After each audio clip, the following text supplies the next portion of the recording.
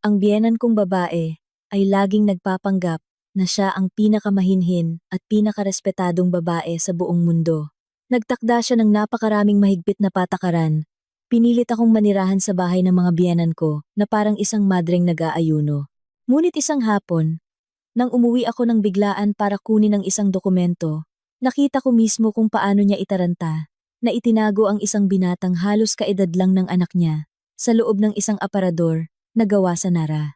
Agad-agad, tahimik akong lumapit, isinara ang trangka sa labas, at kinuha ang aking cellphone para tawagan ang biyenan kong lalaki.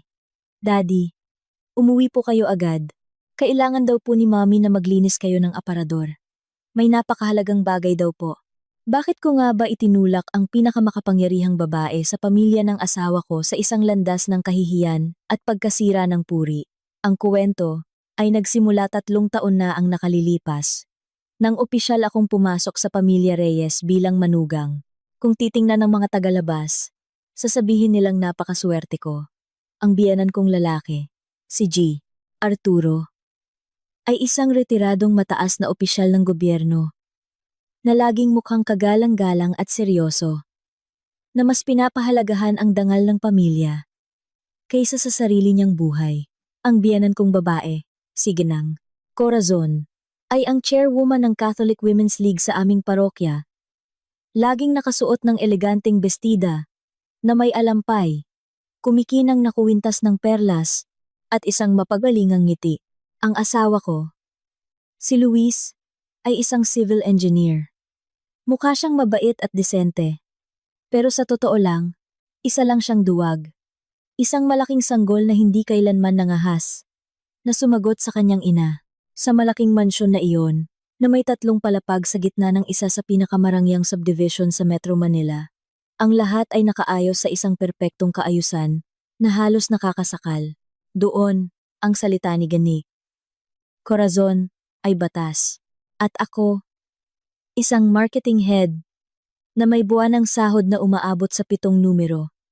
Isang babaeng nakabili ng sariling sasakyan bago pa man mag-asawa, ay tiningnan niya na parang isang utusan, isang kasangkapan, para mapanatili ang imahe ng isang disenteng pamilya. Naaalala ko pa, 3 araw lang ang nakalipas, sa hapagkainan, ang katahimikan ay napakatindi na maririnig mo ang bawat tunog ng pagtama ng kubyerto sa pinggan. Kagagaling ko lang sa isang meeting kasama ang kliyente. Suot pa rin ang aking office dress na lagpas tuhod, na may v-neck na napaka-elegante at disente. Pero pagkakita sa akin ni Gineng Corazon, agad na kumunot ang kanyang noo. At ang matalim niyang tingin ay sinuri ako mula ulo hanggang paa, na para bang nakatingin sa isang napakaruming bagay. Ang mga babaeng may asawa na ay dapat marunong magdala ng sarili. Nagtatrabaho ka, hindi ka nagpe-fashion show para magsuot ng ganyang damit na mapang-akit. Ang pamilyang Reyes ay isang pamilyang may dangal, may tradisyon ng kahinhinan sa loob ng maraming henerasyon. Kapag lumabas ka ng bahay, hindi ikaw ang sisiraan ng mga tao, kundi ang pamilyang ito dahil hindi raw marunong magturo ng manugang. Simula bukas, lahat ng bestida at blusa mong mababa ang hiwa sa leeg at walang manggas. Itapon mo lahat. Huwag mo nang hintaying sabihin ko ito ulit. Tama ang mommy mo. Sabad ng biyenan kong lalaki. Ang manugang ng pamilyang ito. Kapag nasa labas, dapat disente, mahinhin kumilos, at mahina magsalita. Ikaw, Luis, bilang asawa, bakit hindi mo kontrolin ang asawa mo? Hahayaan mo siyang magsuot ng ganyang kahalayan. Ano na lang ang iisipin ng mga kliyente niya? Ang dangal ng pamilyang ito ay hindi maaaring dungisan ng isang babae. Opo, Mommy, Daddy. Tandaan ko po. Mag-iingat na po ako sa susunod. Yumuko ako at magalang na sumagot sa kanilang mga sermon. Tulad ng ginawa ko sa daan-daang beses. Sa loob ng 3 taon, si Luis, nakatabi ko, ay nakatitig lang sa kanyang kanin, walang imik, ni hindi nagtangkang ipagtanggol ang kanyang asawa. Siya'y isang duwag na tahimik, na hinahayaan akong lapastanganin ng kanyang mga magulang. Nagtiis ako, hindi dahil takot ako o mahina, kundi dahil pinalaki ako sa isang tunay na disenteng pamilya. Itinuro sa akin ng mga magulang ko ang kahalagahan ng pasensya para mapanatili ang kapayapaan sa tahanan. Naniwala ako na kung magiging mapagbigay ako, kung gagawin ko ng maayos ang lahat mula sa gastusin sa bahay, pakikitungo sa mga kamag-anak, hanggang sa pag-aalaga sa pamilya ng asawa ko, gamit ang perang pinaghirapan ko, darating ang araw na makikita nila ang halaga ko. Ngunit nagkamali ako. Ang tubig ay nakakagasgas ng bato, pero ang kasakiman at pagkukunwari ng tao ay hindi kailanman nagbabago. Ginamit nila ang mga murang aral sa moralidad para igapos ako. Pilitin akong ibigay ang lahat ng aking pera at lakas para sa kanila, habang sila mismo ay bulok at marumi hanggang sa kaibuturan. At ang kabulukang iyon ay tuluyang nabunyag, isang Miyerkules ng hapon, na may paparating na bagyo. Noong araw na iyon, mayroon akong napakahalagang meeting sa isang multinational na partner company para pumirma ng isang kontratang nagkakahalaga ng daan-daang milyon. Nang malapit na ang oras ng meeting, binuksan ko ang aking briefcase at nataranta ako ng matuklasan na naiwan ko ang orihinal na folder ng financial report sa aking lamesa sa kwarto. Dahil sa sobrang pagmamadali, hindi ko maaaring utusan ang kasambahay na hanapin ito dahil napaka-confidential ng folder. Wala akong ibang pagpipilian, kundi magmaneho pabalik ng bahay. Mga tunen. H. Na noon, ang subdivision ay tahimik at maalinsangan. Si G. Arturo ay may schedule ng chess sa kanyang retirees club at gabi na uuwi. Si Luis naman ay nasa isang construction site sa labas ng syudad. Ang kasambahay naman ay alam kong pinauwi ni Ganang Corazon sa probinsya mula pa noong umaga. Ang mansyon ay dapat sanay walang tao, o si Ganang Corazon lang ang nandoon at nagpapahinga. Binuksan ko ang pinto gamit ang aking fingerprint. Isang mahinang beep lang ang narinig. Pagpasok ko sa makapal na pinto na gawa sa kahoy, isang hindi maipaliwanag na kaba ang biglang sumalakay sa aking dibdib. Ang loob ng bahay ay nakakabinging tahimik, ngunit may isang kakaibang amoy na lumulutang sa hangin. Hindi ito ang amoy ng insenso na laging sinisindihan ni G. Arturo. At hindi rin ito ang amoy ng aking banayad na rose perfume. Ito ay amoy ng murang pabango ng lalaki. Ang matapang na amoy ng alkohol na karaniwan sa mga binatang mahilig sa gimmick at pagpapapogi. Nag-angat ako ng tingin at yumuko para tingnan ang lalagyan ng sapatos sa tabi mismo ng tsinelas pambahay ni Gang Corazon ay isang pares ng pekeng, branded na rubber shoes ng lalaki. Ang swelas ay mayroon pang bakas ng mapulang putik. Sigurado ako, 100% na hindi ito sapatos ni Luis o ng biyenan kong lalaki. Sila ay laging nakasuot ng madilim na leather shoes. Kaya, kaninong sapatos ito? Sino ang pumasok sa bahay habang ang biyenan ko lang ang naroroon? Dahan-dahan kong hinubad ang aking high heels at naglakad ng nakayapak sa malamig na sahig na gawa sa marmol. Bawat hakbang, dahan-dahan akong umakyat sa hagdanan patungo sa ikalawang palapag. Ang puso ko'y kumakabog ng malakas sa aking dibdib. Ang kuryosidad na may halong takot ang nagtulak sa akin na alamin ang katotohanan. Nang makarating ako sa itaas ng hagdanan sa ikalawang palapag, kung saan naroroon ang kwarto ng aking mga biyenan, isang serye ng mga tunog ang narinig ko na halos nagpatigas ng dugo sa aking mga ugat. Ang pinto ng master's bedroom ay bahagyang nakaawang. Mula sa maliit na siwang na iyon, narinig ko ang isang malanding boses. Boses ni Ganang Corazon. Ang boses na iyon na araw-araw ay matinis at matigas na nagbibigay sa akin ng mga leksyon tungkol sa pagiging mahinhin. Ngayon ay malambing, malagkit, at puno ng kalandian. Kasabay nito ay ang boses ng isang lalaking hindi ko kilala. Malalim, bata, at puno ng pang-aasar. Silang dalawa ay nagbubulungan at nagtatawanan sa espasyong dapat sanay sagrado. Para kay G. Arturo, pinigil ko ang aking hininga. Idinikit ang sarili sa pader at dahan-dahang sumilip sa siwang ng pinto. Ang tanawin na tumambad sa akin ay halos nagpasuka sa akin. Si G.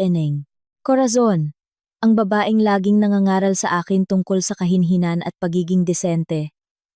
ay nakasuot ngayon ng isang manipis na pulang seda na pantulog. Isang bagay na marahil ay itinago niya sa pinakailalim ng kanyang aparador at hindi kailanman hahayaang makita ng iba. Nakayakap siya sa leeg ng isang binata na mga 25 o 26 taong gulang.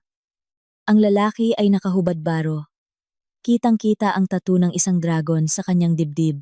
Ang magaspang niyang kamay ay humahaplos sa likod ng aking kagalang-galang na biyenan. Ngumisi ang binata. Ang tono niya'y puno ng panunumbat.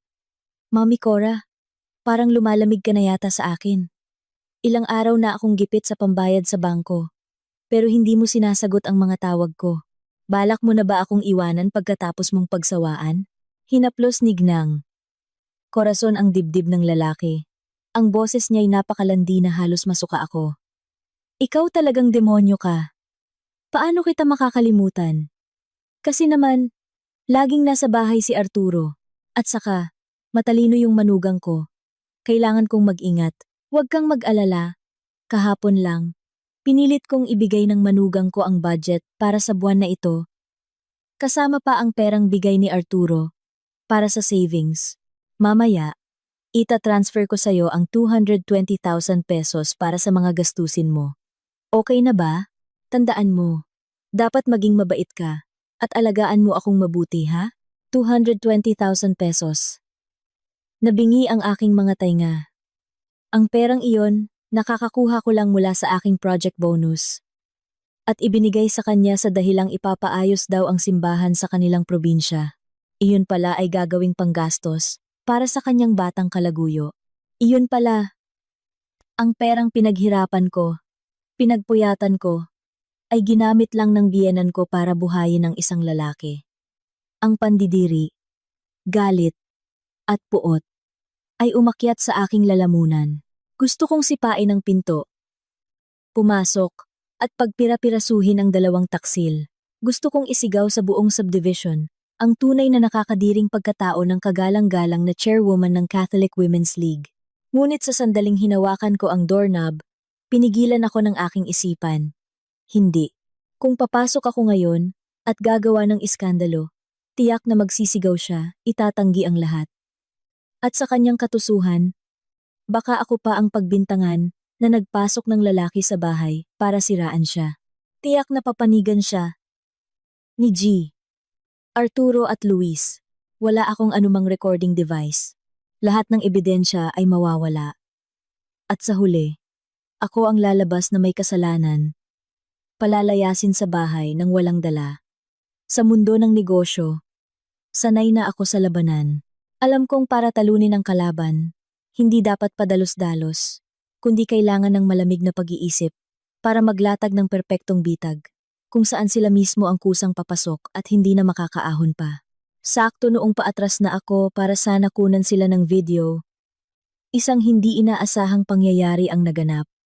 Ang cellphone sa aking kamay ay dumulas at tumama sa gilid ng pader, lumikha ng isang tuyong tunog, bagamat mahina, sa katahimikan ng lugar. Para itong isang pagsabog. Sa loob ng kwarto, ang tawanan ay biglang tumigil. Sino yan? Narinig ko ang takot na boses ni Gnang. Corazon. Kasabay ng kaluskos ng kumot. Pinigil ko ang aking hininga. Ang puso ko'y parang tambol. Alam kong nabisto na ako. Hindi na pwedeng mag-atubili. Agad akong tumayo ng tuwid. Umubo, at sinadyang lakasan ang aking mga yabag paakyat ng hagdan. Na para bang kadarating ko lang mula sa ibaba. Mami, nandyan po ba kayo? Umuwi po ako sandali. Para kunin ang isang dokumento. Sumigaw ako. Pilit na pinapanatiling kalmado at natural ang aking boses. Sa loob ng kwarto, isang magulong ingay ang narinig. Mga takot na yabag, mga bagay na nahuhulog, at hingal na puno ng takot. Naku, ang manugang ko! Pumasok ka agad sa aparador. Bilis! Kapag nakita ka niya, patay tayong dalawa, nanginginig ang boses ni Ganing. Corazon, sumisitsit sa sobrang takot. Saan? Ang sikip dito, Mami, bulong ng kalaguyo. Pumasok ka na. Huwag ka ng maraming tanong. Manatili ka lang dyan. Pag alis niya, bubuksan kita. Bilis! Narinig ko ng malinaw ang alatiit ng malaking aparador na gawa sa Nara. Sinundan ng malakas na pagsara ng pinto nito. Huminga ako ng malalim. Itinulak ang pinto. At pumasok. Si GN. Corazon ay nakatayo sa gitna ng kwarto. Nakasuot na ng bathrobe na nakatakip mula leeg hanggang paa. Magulo ang kanyang buhok.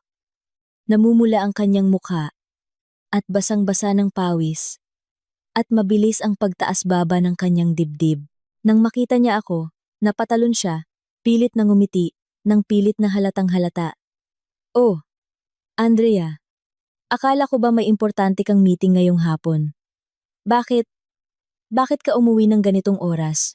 Utal-utal niyang sabi, habang ang kanyang mga mata ay palingalinga sa nakasarang aparador na Nara sa sulok. Pinanatili kong blanko ang aking mukha. Walang bahid ng emosyon. Dumaan ako sa harap niya. Lumapit sa aking lamesa. At kinuha ang folder ng dokumento. Naiwan ko po kasi ang report ko kaya bumalik ako para kunin. Natutulog po ba kayo, Mami? Nagising ko po ba kayo? Tanong ko, habang pinasadahan ng tingin ang magulong kama. Oo. Natutulog ako. Bigla kang dumating kaya nagulat ako. Sabi ni Gnang. Corazon habang nagpapaypay. Pilit na itinatago ang kanyang pagkataranta. Sige, kung nakuha mo na ang dokumento, umalis ka na. Baka malate ka pa. Importante ang trabaho sa kumpanya. Pinapaalis na niya ako sa lalong madaling panahon. Ang pagkukunwari ng babaeng ito, na laging nagpapanggap na mataas ay nakakatawa. Hawak ko ang folder, tumalikod ako na parang aalis na. Nakahinga ng maluwag si Gnang. Corazon. Ngunit hindi niya alam na ngayon palang magsisimula ang palabas. Nang dumaan ako sa tabi ng malaking aparador na gawa sa purong Nara, ang paboritong muebles ng biyenan kong lalaki, na may disenyo na may malaking tansong trangka sa labas. Bigla akong huminto. Mabilis akong lumingon. Iniunat ang aking kamay, at isang malamig na tunog ang umalingaw-ngaw. Isinara ko ang mabigat na tansong trangka. Nilak ang dalawang pinto ng aparador mula sa labas. Nanlaki ang mga mata ni Gnang. Corazon, ang mukha niya'y parang naubusan ng dugo. Sumugod siya na parang baliw. Sumisigaw. Andrea! Anong ginagawa mo? Bakit? Bakit mo nilak ang aparador ng daddy at mommy mo? Lumingon ako sa kanya. Ngumiti ng pinakamaamo at inosente. Ngunit ang aking mga mata ay kasintalim ng labaha. Ay, hindi niyo po ba alam, mommy? Kaninang umaga sa balita, sabi po, laganap daw po ang akyat bahay sa subdivision natin. Tumatago raw po sila sa aparador kapag tanghali. Tapos kapag wala ng tao, tinatangay lahat ng alahas at pera. Naku, ang dami pa namang mamahaling gamit ni daddy dito sa aparador. Kailangan ko pong ilak para siguradong ligtas. Baka po, kapag nakabukas, may pumasok na daga at natngatin ang mga barong ni daddy. Mahirap na. Sinadya kong diinan ang salitang daga habang nakatitig sa namumutlang mukha ni Geenge. Corazon, sa loob ng aparador, may narinig akong mahinang kaluskos. Tiyak na pinipigil ng kalaguyo ang kanyang hininga. Hindi na kailangan. Anak, nagmamadaling iwinasiwas ni Ganang. Corazon ang kanyang kamay, sinusubukang buksan ang trangka. Ligtas dito sa atin. Walang magnanakaw na maglalakas loob pumasok. Saka, mamaya, kukuha ako ng damit para sa meeting sa parokya. Buksan mo na. Anak, sa sandaling hinawakan niya ang trangka. Mabilis kong hinawakan ang kanyang kamay, nang mahigpit, na nagpatigil sa kanya. Kinuha ko ang aking cellphone mula sa bulsa. Mabilis na nagdial. Mami, wag niyo po munang buksan, sabi ko sa malamig na boses. Tumawag po si daddy kanina. Baka raw po nasisira na ang kahoy sa loob. Sabi niya, kung dadaan ako dito, ilak ko raw po at tawagan siya para siya mismo ang umuwi at mag-inspeksyon. Linisin mula umpisa hanggang dulo. Ano? Sigaw ni Gnang. Corazon, basag ang boses. Ang daddy mo, pauwi na? Sakto. Sumagot ang nasa kabilang linya. Inilagay ko sa loudspeaker, sa pinakamalakas na volume. Hello, Andrea? Nasa clubhouse ako. Naglalaro ng chess. Bakit ka tumawag? Daddy, umuwi po kayo agad. Dito po sa kwarto ninyo. Sabi po ni Mommy. Sira na raw po yung aparador niyang Nara. Parang may kung anong malaking bagay. O hayop daw po na pumasok at naninira ng gamit. Natataranta po si Mommy. Hindi niya alam ang gagawin. Sabi niya, tawagan ko raw po kayo agad para umuwi. At linisin ang aparador. Napakahalaga raw po. Umuwi na po kayo, baka masira lahat ng mahahalagang gamit niyo. Sinabi ko ang bawat salita ng malinaw. Ang boses ko'y umalingaw-ngaw sa tahimik na kwarto. Si Jeeng, Corazon ay nakatayo na parang estatwa. Nanginginig ang mga binti, hindi makapagsalita. Ang mukha niya'y kulubot sa sobrang takot. Parang isang bilanggo na nakikinig sa hatol ng kamatayan. Ano? Ang aparador kong Nara na pinakamamahal ko. Sira? Anong ginagawa niyo dyan sa bahay? At pinapasok ng mga peste. 15 minuto. Darating ako. Sabihin mo sa mami mo. Huwag galawin ang kahit ano. Tut tut tut. Natapos ang tawag. Ngumiti ako ng bahagya. Isinilid ang cellphone sa bulsa. Umatras ako ng isang hakbang. Ipinulupot ang mga braso sa aking dibdib. Habang pinagmamasdan ang aking marangal na biyenan. Na unti-unting bumabagsak. Ayan. Kita niyo na? Mommy? Mahal na mahal kayo ni Daddy. Narinig lang niyang natataranta kayo, iniwan niya agad ang chess para umuwi at tulungan kayong maglinis ng aparador. Sige po. Kailangan ko nang bumalik sa meeting. Hintayin niyo na lang po si Daddy. Nalinisin ang daga sa loob ng aparador. Tumalikod ako at taas noong lumabas ng kwarto. Ang tunog ng aking takong sa sahig na marmol ay puno ng pagmamalaki.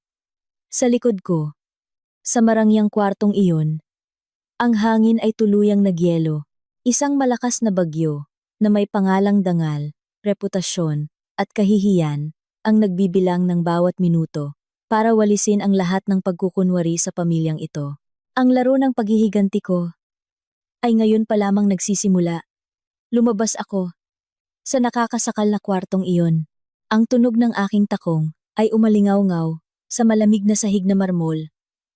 Ngunit wala akong balak na bumalik sa opisina para ipagpatuloy ang meeting. Isang napakagandang palabas, isang di malilimutang drama, ang malapit ng umabot sa kasukdulan. Paano ko, bilang direktor, palalampasin ito? Dumiretso ako sa garahe. Pinaandar ang aking sasakyan at dahan-dahang lumabas ng gate para makita ng security camera at ng mga kapitbahay na ako ay umalis na. Ngunit pagkaliko ko sa kanto ng subdivision, ipinarada ko ang sasakyan sa isang tagong lugar. Pinatay ko ang makina.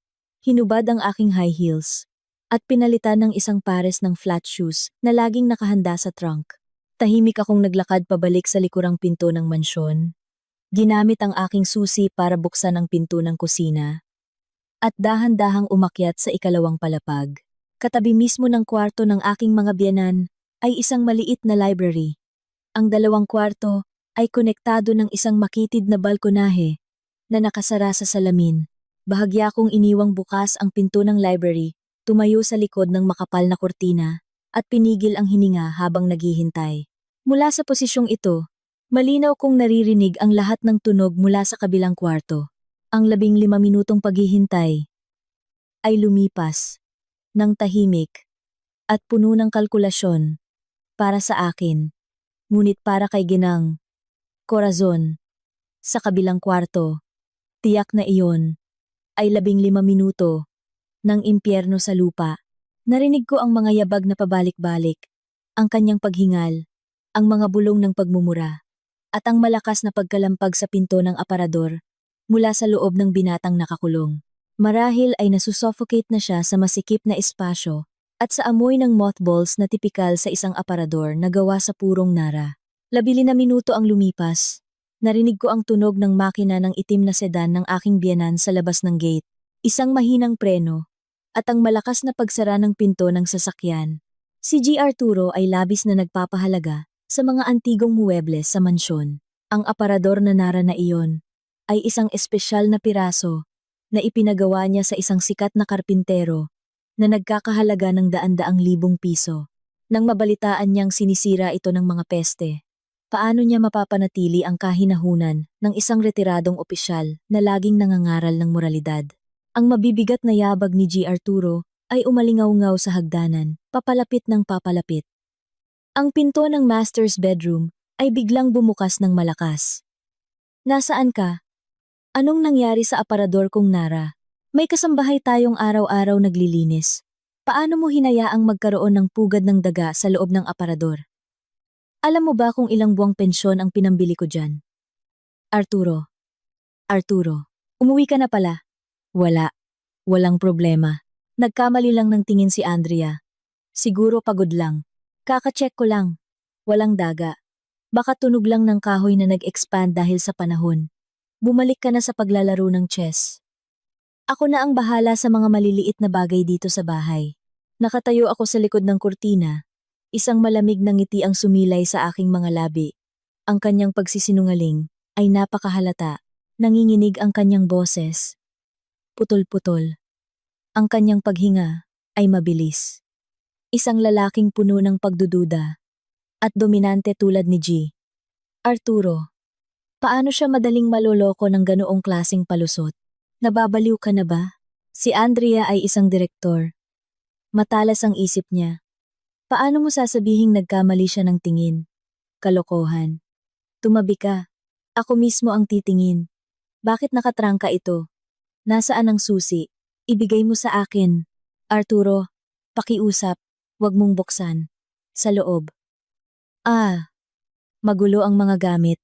Ang mga damit panloob ko. Nakakalat. Nakakahiya kung bubuksan mo. Hayaan mo. Lilinisin ko mamaya. Huwag mo nang buksan. Narinig ko ang tunog ng pag-aagawan. Nai-imagine ko si Ganeng. Korason na desperadong yumayakap sa braso ng kanyang asawa. Sinusubukang pigilan siyang lumapit sa aparador. Ngunit habang lalo niya itong pinipigilan, lalong lumalakas ang pagdududa sa isipan ni G. Arturo. Ang ego ng isang patriarkal na lalaki ay hindi papayag na pigilan siya ng kanyang asawa sa loob mismo ng kanilang kwarto. Bitawan mo ako. Ano bang tinatago mo dyan? At ganyan ka kataranta? Kung magulo lang, ano ang ikakahiya mo? Wala namang ibang tao dito kundi tayong dalawa. Tumabi ka. O baka may tinatago kang pera dyan. Sinasabi ko sa'yo, tumabi ka bago ako magalit. Huwag mong buksan. Nagmamakaawa ako. Arturo, alalahanin mo ang pinagsamahan natin ng ilang dekada. Pakinggan mo ako kahit ngayon lang. Huwag mong buksan ang aparador na yan. Isang malakas na sampal ang umalingaw-ngaw. Tiyak na sinampal ni G. Arturo si GNA. Corazon, para alisin ang kanyang desperadong pagpigil. Narinig ko ang pagbagsak ni Gnang. Corazon sa sahig, kasabay ng kanyang hagulgol. Ngunit wala akong naramdamang awa. Ang parusang ito ay nararapat sa lahat ng ginawa niya sa akin. At sa pamilyang ito, narinig ko ang tunog ng metal. Pinipilit buksan ni G. Arturo ang tansong trangka. Sa sandaling iyon, parang huminto ang oras. Nakatutok ang aking mga mata sa siwang ng kurtina. Ang puso ko'y kumakabog ng malakas. Naghihintay sa pagsabog ng bomba. Click! Nabuksan ang trangka. Dahan-dahang bumukas ang mabigat na pinto ng aparador na Nara. Isang tanawin na marahil, habang buhay, ay hindi malilimutan ni G. Arturo. Ang binatang may tattoo, hubad. Tanging suot ay isang lukot-lukot na shorts. Basang-basa ng pawis. At namumutla, ay nakayuko sa sulok ng aparador. Ang amoy ng murang pabango ng lalaki, halo-halong amoy ng maasim na pawis at mothballs, ay sumambulat palabas. Nataranta siya ng husto na nagkikiskisan ang kanyang mga ngipin, at ang kanyang mga mata ay nanlalaki habang nakatitig kay G. Arturo, isang nakamamatay na katahimikan ang bumalot sa buong kwarto. Rinig ko ang hingal ng binata, at ang pigil na paghinga ni G. Arturo. Isang lalaking buong buhay, ay ipinagmalaki ang dangal ng pamilya, ang kanyang asawang modelo, at chairwoman ng Catholic Women's League. Ngayon, ay nasaksihan ng isang binatang halos kaedad ng kanyang anak, na hubad na nagtatago sa aparador ng kanyang asawa. Ang hubad at maruming katotohanan ay parang isang malaking martilyo na humampas sa kanyang pagkalalaki. Dinurog ang lahat ng imahe ng disenteng pamilya na kanyang binuo sa loob ng ilang dekada. Ano? Ano? Ano ito? Korason. Sino ang demonyong ito? Bakit siya hubad sa loob ng aparador ko? Magpaliwanag ka. Anong kalokohan ang ginagawa mo sa loob ng bahay na ito? Arturo, pakinggan mo ako. Hindi tulad ng iniisip mo. Itong bata, siya ay tubero. Inayos niya ang tubo sa banyo. Nabasa ang damit niya kaya naghubad siya. Biglang dumating si Andrea. Natakot siyang ma-misinterpret, kaya nagtago siya sa aparador. Sumpaman, wala akong ginagawang masama. Isang napakahina at katawa-tawang kasinungalingan. Tubero! Nagtago sa manugang. Ang mga walang kwentang palusot na iyon ay parang nagbuhos pa ng isang drum ng gasolina sa nag-aalab na apoy ng galit sa isipan ni G. Arturo. Isang binatang hubad na may tattoo na nagtatago sa aparador ng may-ari ng bahay. At isang asawang nakasuot ng manipis na pulang seda na pantulog na nanginginig sa labas. Kailangan pa ba ng paliwanag? Sumabog ang galit ng lalaking pinagtaksilan. Narinig kong umungol si G. Arturo na parang isang nasugatang hayop. Sumugod siya, sinabunutan ang binata, at kinaladkad palabas ng aparador. Ang binata, nasanay lang sa layaw, ay walang kalaban-laban. Sa galit ng isang lalaking niyurakan ang dangal. Sunod-sunod na suntok ang pinakawalan ni G. Arturo sa mukha at dibdib ng lalaki. Ang mga tunog ng suntok ay umalingaw-ngaw, kasabay ng mga daing ng kalaguyo. Tanging pagtakip ng ulo at pagpag-ulong-gulong sa sahig ang nagawa niya habang nagmamakaawa. Samantala, Signeng. Corazon ay sumugod at yumakap sa binti ni G. Arturo, humahagulgol. Sinusubukang iligtas ang kanyang batang kalaguyo. Ang walang kwentang pagtatanggol na iyon ay lalong nagpagalit kay G. Arturo. Tinadyakan niya Signang, Corazon, at kinuha ang isang golf club sa sulok ng kwarto at pinaghahampas ang lahat ng bagay na madaanan. Ang tunog ng nababasag na salamin, napuputol na kahoy, at mga bastos na pagmumura ay umalingaw-ngaw.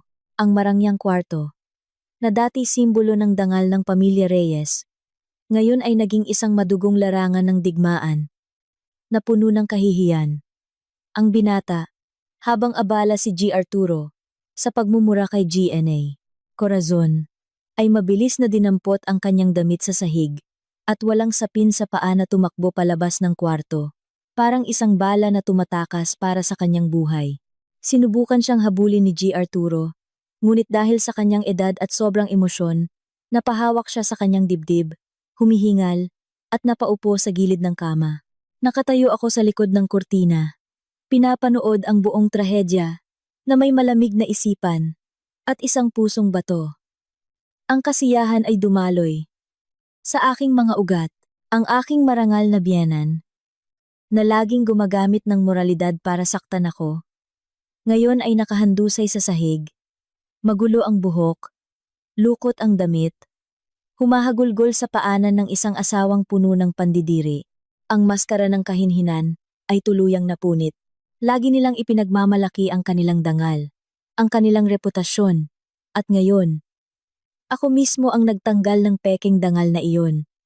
Inilantad ang mabahong amoy ng kanilang kabulukan, ang tinatawag na disenteng pamilya. Ngunit alam kong hindi pa tapos ang palabas. Dahil ang pinakaduwag at walang silbi sa kuwentong ito, ang asawa ko, ay hindi pa dumarating. Ang espasyo sa loob ng wasak na kwarto ay tanging napuno na lamang ng mga hikbi ni Gieng, Corazon, at ng mabigat na paghinga ni Gi. Arturo. Matiyaga pa rin akong nakatayo sa likod ng kortina sa library. Ang cellphone sa aking kamay ay nakarecord na, mula pa sa simula, lahat ng nakakahiyang tunog. Bawat pagmumura, bawat pagmamakaawa, ay perpektong na-record. Mga 30 minuto ang lumipas. Narinig ko ang tunog ng preno ng kotse sa labas. Narinig ko ang mga yabag na tumatakbo paakyat. Dumating na si Luis. Tiyak na tinawagan siya ni G. Arturo para agad na umuwi at masaksihan ang kahihiyan ng ina na kanyang sinasamba. Muling bumukas ang pinto ng kwarto. Sa siwang ng kurtina, nakita kong natigilan si Luis sa pinto. Nanlalaki ang mga mata sa pagkabigla, habang tinitingnan ang mga nagkalat na gamit. Ang kanyang amang nakahawak sa dibdib, at ang kanyang inang nakasuot ng pulang seda na pantulog na nakahandusay sa sulok. Tumingin si G. Arturo, ang kanyang mga matay, namumula, at itinuro si G. Eneng. Corazon, ang boses niya'y puno ng galit at kahihiyan. Tingnan mo ng mabuti ang ginawang kalokohan ng mahinhin at modelong ina mo sa bahay na ito. Pag-uwi ko, nakita ko mismo ang isang batang may tattoo na hubad sa loob ng aparador ko. Dinungisan ng babaeng, yan ang bahay na ito. Sa edad kong ito, sa lahat ng taon ko sa gobyerno, sa huli, kinabitan pa ako ng asawa ko ng sungay. Sabihin mo sa akin, may mukha pa ba akong ihaharap sa mga tao, Luis? Si Luis ay nanginginig. Ang kaduwagan na nakatanim sa kanyang pagkatao ay pumigil sa kanya na harapin ang maruming katotohanan. Sa halip na tanungin ang kanyang ina, sa halip na alamin ang totoo, pinili niyang kumapit sa mga pinakahina at pinakawalang kwentang kasinungalingan para takasan ang nakakahiyang realidad na dumudurog sa dangal ng kanilang pamilya. Sige, Ene. Corazon, na parang isang nalulunod na nakakita ng salbabida, ay agad na nagbago ng kilos. Mula sa pagiging isang nagmamakaawang nakaluhod, bigla siyang tumayo, hinawakan ang damit ni Luis, at nagsimulang humagulgol. Nag-umpisang umarte sa pinakamagaling niyang papel, ang papel ng isang biktima. Luis, anak, maniwala ka sa akin. Biktima ako. Ginawan ako ng patibong ng asawa mo. Si Andrea ang may pakana nito. Siya, si Andrea, ang nagpasok ng lalaking yun dito. Natutulog ako. Bigla siyang dumating, kasama ang lalaking yun. Natakot ako kaya hindi ako nakasigaw. Pinilit niyang ipasok ang lalaki sa aparador at nilock niya mula sa labas para pagbintangan ako. Sinadya niyang tawagan ang daddy mo para siraan ako na nangangaliwa. Anak, ahas ang asawa mo. Gusto niyang sirain ang pamilyang ito. Gusto niya akong palayasin para makuha niya ang lahat ng yaman natin, anak. Sa pagkarinig sa mga kasinungalingang iyon, halos matawa ako ng malakas sa likod ng kurtina. Isang 60 ka-anyos na babae, nahuli sa akto na nakasuot ng manipis na pulang seda na pantulog, nagpasok ng batang kalaguyo sa kwarto ng asawa. Ngayon ay may lakas ng loob na ibato lahat ng kasalanan sa kanyang manugang. Ang kanyang katusuhan at kabastusan ay lumampas na sa lahat ng limitasyon ng moralidad. Ngunit ang pinaka-nakakadiri sa lahat ay hindi ang kasinungalingan ni Gneng, Corazon, kundi ang reaksyon ni Luis, ang asawa ko, ang lalaking kasama ko sa loob ng 3 taon, na alam kung gaano ako kaabala bilang isang marketing head, ay madaling naniwala sa katawa-tawang kuwentong iyon. Humarap siya kay G. Arturo, ang kanyang boses, ay mula sa pagkabigla ay naging isang pilit na pagtatakip. Sinusubukang pagtakpan ang kasalanan ng kanyang ina. Sa anumang paraan, kailangan niyang protektahan ang peking dangal ng pamilya Reyes. Hindi niya tinanong ang kanyang ina tungkol sa pulang seda na pantulog. Hindi niya tinanong kung bakit nagpapasok ng estranghero sa kwarto. At lalong hindi niya tinanong kung bakit hubad ang lalaki. Ang tanging pinanghawakan niya ay ang palusot na ibinato ng kanyang ina para gawin akong perpektong sakripisyo para sa karumihan ng kanilang pamilya. Narinig ko si Luis na nakikiusap kay G. Arturo. Ang kanyang duwag na boses, sinusubukang pakalmahin ang sitwasyon, umaasang matatakpan ng katahimikan ang lahat ng kabulukan. Pinayuhan niya ang kanyang ama na huwag nang palakihin ang issue. Natatakot na marinig ng mga kapitbahay. Natatakot na mapahiya sa kanilang mga kaibigan. Ipinilit niya na ang kanyang ina ay buong buhay na malinis at hindi kailanman gagawa ng ganoong bagay. At lahat ng ito ay tiyak na kagagawan ko, ang manugang na laging may sama ng loob dahil sa mahigpit na pagdidisiplina ng pamilya. Naramdaman kong nanikip ang aking lalamunan. Hindi dahil sa sakit, kundi dahil sa pandidiri na umabot na sa sukdulan. Akala ko, kahit duwag si Luis, kahit sunod-sunuran siya sa kanyang ina, mayroon pa rin siyang kahit kaunting kakayahang makilala ang tama sa mali. Ngunit ngayon, sa harap ng dangal ng pamilya, handa niyang yurakan ang kanyang asawa. Handang gawing kriminal, ang babaeng sumuporta sa kanya sa lahat ng bagay, para lamang protektahan ang peking imahe ng kanyang ina. Pag-ibig, respeto, responsibilidad bilang mag-asawa, lahat ay basura sa bahay na ito. Sila ay isang grupo ng mga gutom na lobo. Nabubuhay sa pagkukunwari at handang sakmalin ang sinumang sisira sa kanilang interes at reputasyon. Sa sandaling iyon, nag-vibrate ang cellphone sa aking bulsa. Huminga ako ng malalim, dahan-dahang umatras, tahimik na lumabas ng library, dumaan sa madilim na pasilyo, bumaba sa likurang hagdanan, at umalis sa mansyon nang walang ingay. Pagdating sa aking sasakyan na nakaparada sa tagong lugar, umupo ako sa driver's seat, isinara ang bintana, at saka sinagot ang tawag. "Hello? Nakikinig ako," sabi ko sa malamig na boses, kalmado na parang isang tahimik na lawa.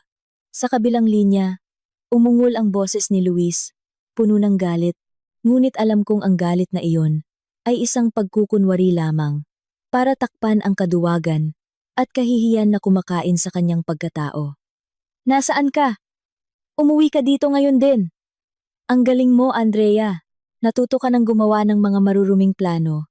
Nagpasok ka ng lalaki sa bahay at ikinulong sa aparador para pagbintangan ang mami ko. Gusto mong sirain ang pamilyang ito, di ba? Akala mo ba palengke ang bahay ng mga Reyes? Para gawin mo ang kahit anong gusto mo. Inaatake sa puso ang daddy ko dahil sayo. Umuwi ka dito at lumuhod ka para humingi ng tawad sa kanila ngayon din." Nakaupo ako sa kotse, nakatingin sa malaking mansyon ng pamilya Reyes. Isang mapait at mapanuyang ngiti ang sumilay sa aking mga labi. Ang kawalan ng hiya ng mga tao ay tunay na walang hangganan. Hindi lang nila ako kinagat pabalik. Gusto pa nilang lumuhod ako at humingi ng tawad para sa maruming kasalanan na ang kanilang ina mismo ang gumawa. Hindi ako sumigaw. Hindi ako nagwala. At hindi ako nagsayang ng oras para magpaliwanag. Sa mga taong sadyang nagbubulag-bulagan sa katotohanan, lahat ng salita ay walang saysay. Ginamit ko ang pinakalmado, pinakatalim na tono. Bawat salita ay may diin, para direktang iparating sa duwag kong asawa. "Luis, pakinggan mo akong mabuti. Una, nasa opisina ako. Inaasikaso ang isang kontratang nagkakahalaga ng daan-daang milyon. Ang perang buwan-buwan ay nagpapakain sa pamilya mo. Pangalawa, wala akong panahon para umupa ng lalaki. Para magpasaya sa akin. Hindi tulad ng mami mo. Pangatlo, kung gusto ninyo ng daddy mo na maniwala sa drama ng pagiging biktima ni Gnang, Corazon, bahala kayo sa buhay nyo. Huwag nyo akong isali sa basura ng pamilya nyo." Huminto ako sandali para hayaang bumalot ang malamig na katahimikan sa tawag bago ako bumanat ng huling suntok. At isa pa. Paalalahanan mo ang mami mo na tingnan kung may naiwan ang batang kalaguyo niya noong nagmamadali siyang tumakas. Isang tapat na payo lang. Paalam. Hindi ko na hinintay ang kanyang sagot. Agad kong ibinaba ang tawag. Sumandal ako sa upuan. Ang mga kamay ko'y mahigpit na nakahawak sa manibela. Ang puso ko'y wala nang natitirang anumang init para sa bulok na pamilyang iyon. Lahat ng pagtitiis, lahat ng sakripisyo sa loob ng 3 taon ay opisyal nang naging abo. Gusto ng pamilya Reyes na gamitin ang kanilang kabastusan para itulak ako sa bingit. Gusto nilang pagbintangan ako para protektahan ang bulok na reputasyon ni Gaanging. Corazon. Sige, oras na para ipakita ko sa kanila. Ang babaeng lagi nilang minamaliit, ang manugang na akala nila'y pwede nilang yurakan, ang siyang personal na wawasak sa peking altar ng kanilang pamilya. Tiningnan ko ang screen ng aking cellphone kung saan nakasave ang 30 minutong audio recording na puno ng malalanding tunog. At ang pag-amin sa daan-daang libong piso na ginamit ni Gnang, Corazon, para sa kanyang kalaguyo. Ngunit alam kong hindi sapat ang isang audio recording para ilubog sila. Kailangan ko ng mga ebidensyang hindi matututulan. Mga ebidensyang nakasulat. May malinaw na bank transfer records. Oras na para suriin ko ang lahat ng daloy ng pera Ang mga kahinahinalang gastusin, ang mga resibo ng hotel, na tiyak na ginamit ni Gnang. Corazon gamit ang pera ko, at pera ni G, Arturo. Ang pangangaso ay ngayon palang opisyal na magsisimula. At hindi ko hahayaan ang sinuman sa pamilyang iyon na makabangon pa. Nakaupo sa loob ng kotse. Huminga ako ng malalim, para bawiin ang aking lubos na kahinahunan. Ang bagyo ng galit sa aking kalooban ay napalitan na ng isang malamig at matalas na pag-iisip. Akala ng pamilya Reyes na mapipilit nila akong sumuko sa pamamagitan ng kanilang mga walang basehang paratang. Akala nila na ang isang masunuring manugang ay tatahimik na lang dahil sa takot na mapintasan. Nagkakamali sila. Kapag ang isang babae ay itinulak sa bingit, kapag ang kanyang dangal at sakripisyo ay walang awang niyurakan, ang kanyang paghihiganti ay magiging mas mabangis kaysa sa anumang bagyo. Ang unang bagay na kailangan kong gawin ay hindi ang umuwi para makipagtalo. Sa harap ng mga taong walang hiya, ang mga salita ang pinakamahinang sandata. Ang tanging bagay na makapagpapatikom sa kanilang mga bibig. Ang tanging bagay na makapaglalantad sa pagbabalat kayo ni Gineng. Corazon sa harap ni G, Arturo at Luis ay ebidensya. Mga matitibay na ebidensya na nakasulat. May eksaktong mga numero. Pinaandar ko ang sasakyan. Ngunit hindi ako bumalik sa opisina. Nagmaneho ako patungo sa isang tahimik na coffee shop, sa isang maliit na eskinita sa Makati. Umorder ako ng isang tasang itim na kape. Walang asukal. Ang pait nito ay nakatulong upang maging lubos na alerto ang aking isipan. Binuksan ko ang aking laptop, kumonekta sa isang secure na network, at sinimulan ang paghahanap. Signang. Corazon ay laging ipinagmamalaki ang kanyang pagiging may bahay. Ang siyang may hawak ng pera ng pamilya. Buwan-buwan. Bukod sa malaking pensyon ni G. Arturo, regular siyang kumukuha sa akin ng malaking halaga para sa household expenses na umaabot sa 50,000 pesos. Ang dahilan niya ay ang pagtaas ng presyo ng bilihin. Kailangan daw niyang bumili ng organic na pagkain at mga bitamina para sa kanila. Bukod pa riyan, palagi siyang gumagawa ng iba't ibang dahilan para humingi ng dagdag na pera. Minsan para sa retreat, kasama ang Catholic Women's League. Minsan, para sa kaarawan ng kamag-anak sa probinsya. O para sa pagpapagawa ng kapilya. Hindi ako maramot pagdating sa pamilya.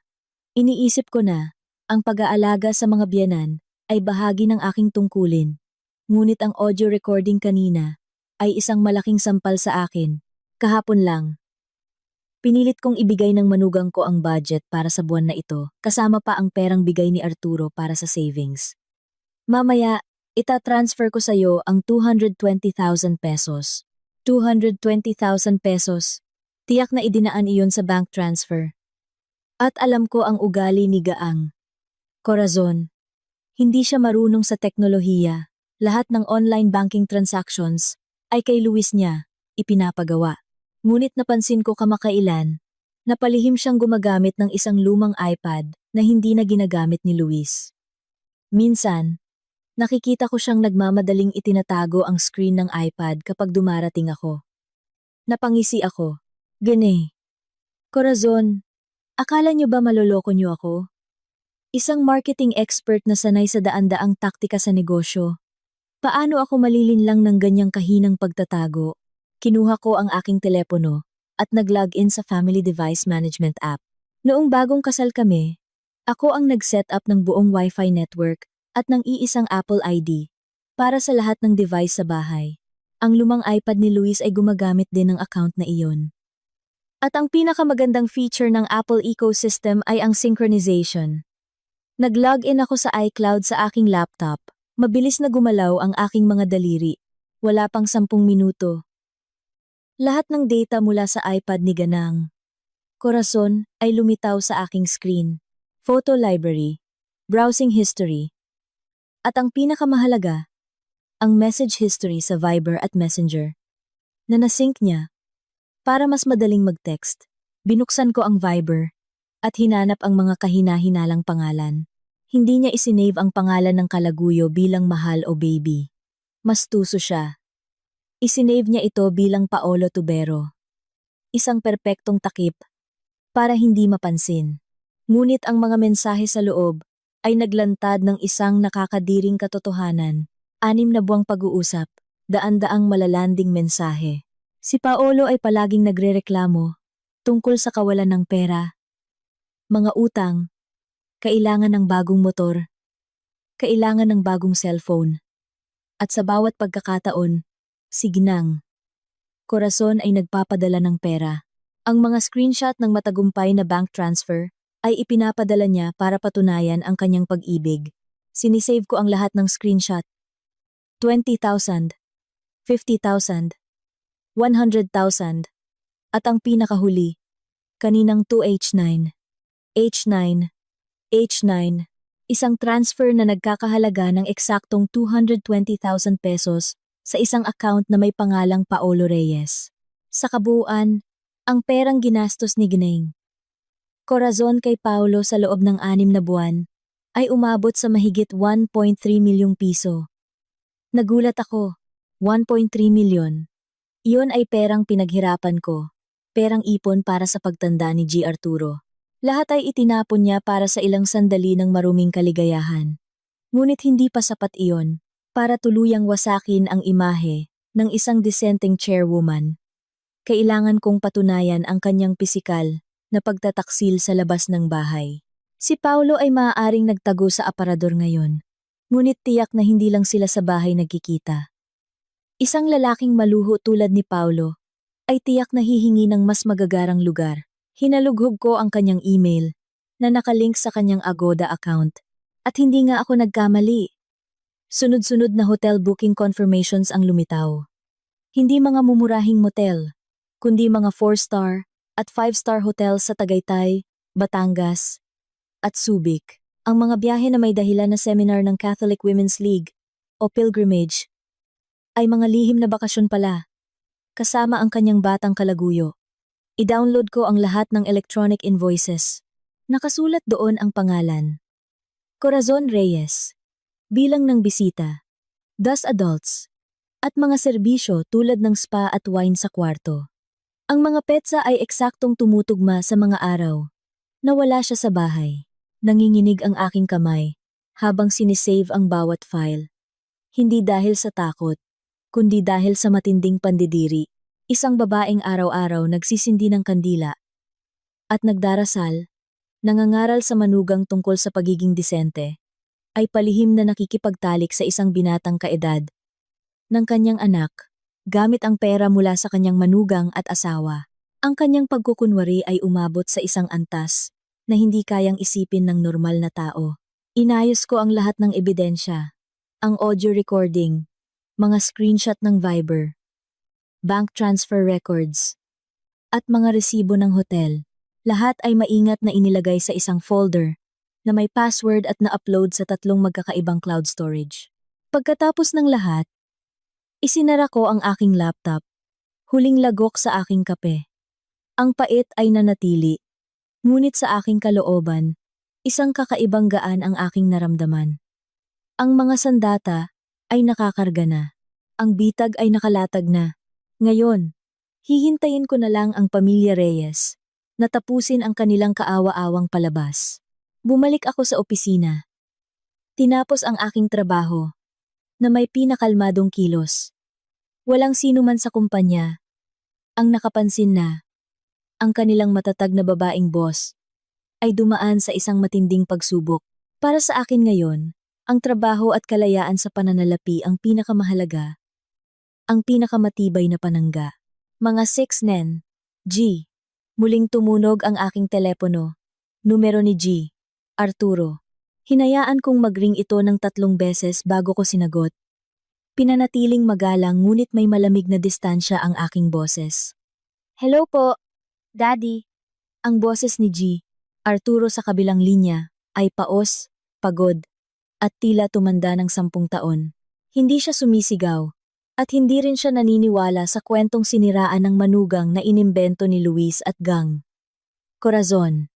Si G. Arturo ay isang dating opisyal. Ang kanyang talas ng isip at pagdududa ay hindi hahayaang madala siya ng ganoon kadali.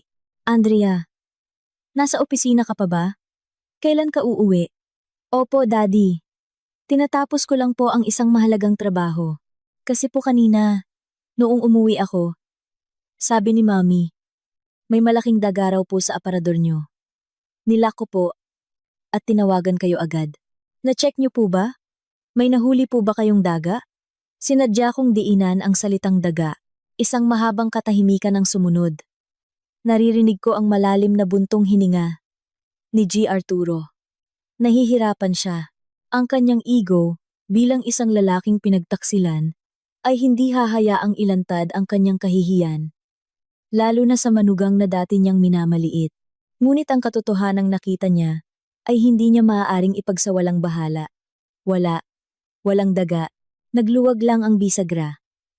Naayos ko na. Umuwi ka na pagkatapos ng trabaho mo. At tungkol sa nangyari kanina.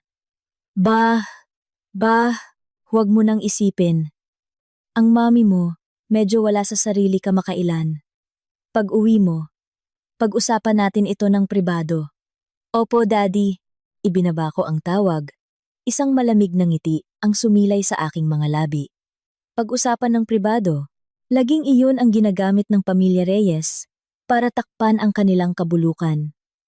Sinusubukan ni G. Arturo na iligtas ang natitirang dangal. Itago ang kahihiyan. Ayaw niyang makipaghiwalay sa kanyang edad. Ayaw niyang maging katatawanan. At si Luis, ang asawa ko, ay kasabwat niya sa pagtatakip sa kasalanan ni Gnang. Korason. At handa pa akong pagbintangan. Ngunit nakalimutan nila ang isang bagay. Ang kanilang pagpapatawad ay hindi magpapabago kay Gnang. Korason.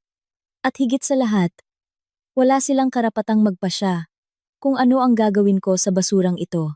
Hindi ako gaganap bilang isang sunod-sunurang manugang. Babalik ako sa mansyon na iyon.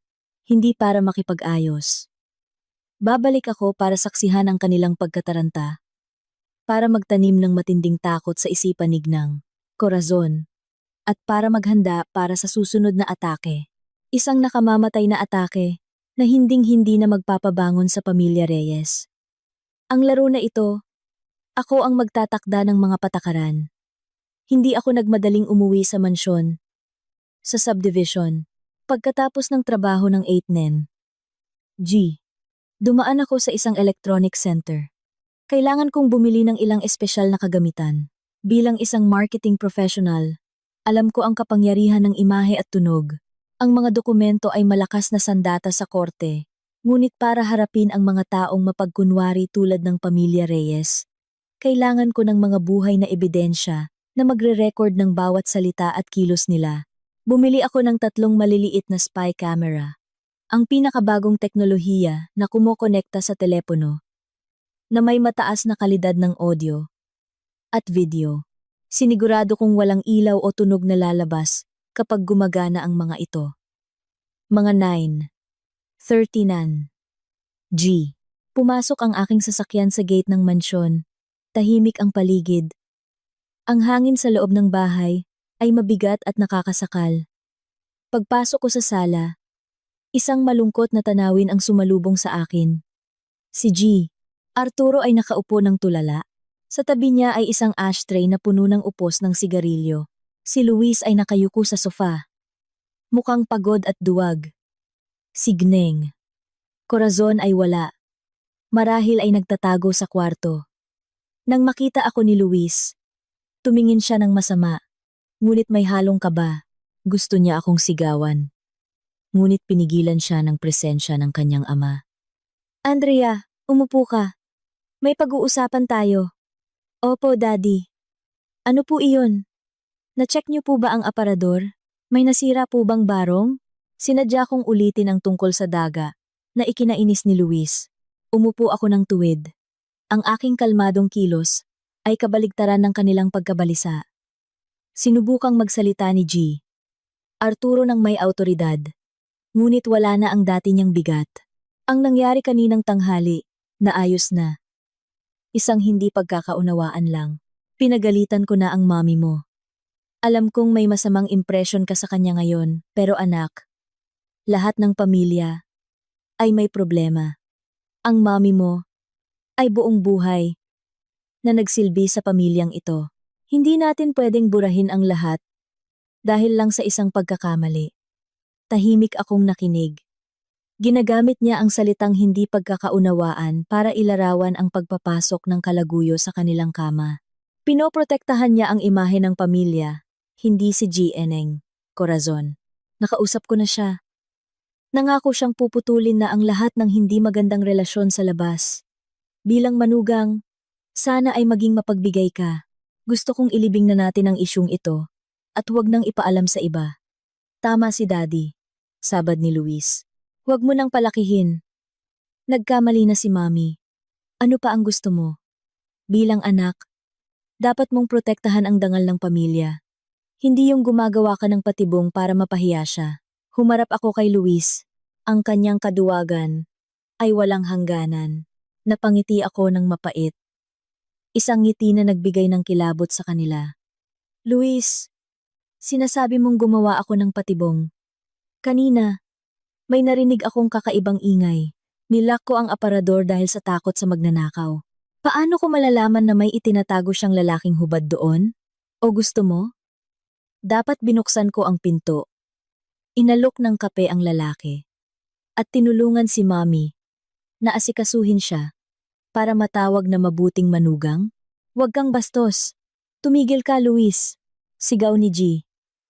Arturo, humarap siya sa akin. Mukhang pagod at sumusuko. Andrea, alam kong masama ang loob mo. Humihingi ako ng tawad para sa kanila. Ipinapangako ko, hindi ka na nila muling pakikialaman. Ang pamamahala sa gastusin ng bahay, ibibigay ko na sa iyo. Ang hinihiling ko lang, para sa dangal ng pamilyang ito, itago mo ang sikretong ito. Nang makita ko ang pagsuko ng dating opisyal, na laging minamaliit ako, alam kong nasa akin na ang kapangyarihan. Ibinibigay niya ang kontrol sa pera na dati hawak ni Geneng Corazon, kapalit ng aking katahimikan. Para sa isang ordinaryong babae, ito ay isang tagumpay. Ngunit hindi ako ordinaryo. Hindi ko kailangan ang kapangyarihang iyon sa bulok na pamilyang ito. Hindi ko ipagbibili ang katotohanan para sa peking kapayapaan. Ngunit hindi ako maaaring tumanggi agad. Kailangan ko ng oras para tapusin ang aking plano. Kailangan kong umarte. Yumuko ako, nagkunwaring nasasaktan. Kung iyan po ang sabi niyo, Daddy, ano po ang magagawa ko? Ang gusto ko lang po ay kapayapaan. Ituturing ko na lang pong walang nangyari. Sana lang po. Maintindihan ako ni Mami at ni Luis. Mabuti. Sabi ni G. Arturo. Luis, narinig mo? Bawal mo nang saktan ang asawa mo. Sumunod ako at nagpaalam na magpapahinga. Sinundan ako ni Luis sa kwarto, mukhang galit pa rin. Noong gabing iyon, natulog siya sa ibang kwarto. Mas gumaan ang loob ko. Kinabukasan, habang wala pa sila, sinimulan kong ikabit ang mga kamera. Isa sa sala, isa sa kusina, at ang pinakamahalaga, sa loob ng library ni G. Arturo. Lahat ay konektado sa aking telepono. Mula ngayon, lahat ng kanilang kasinungalingan at masasamang balak ay mapapanood ko. Akala nila, napatahimik na nila ako.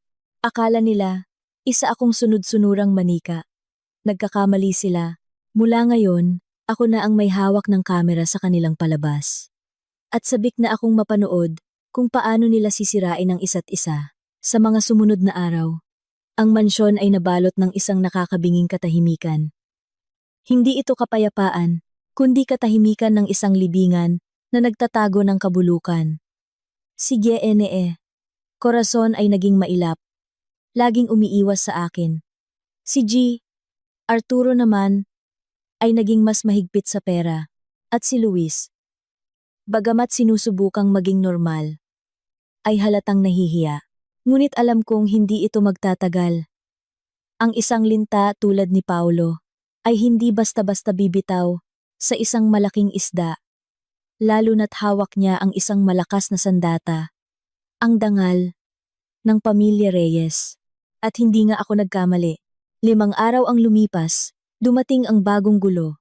Biyernes ng hapon, nasa opisina ako nang makatanggap ako ng alerto mula sa security camera.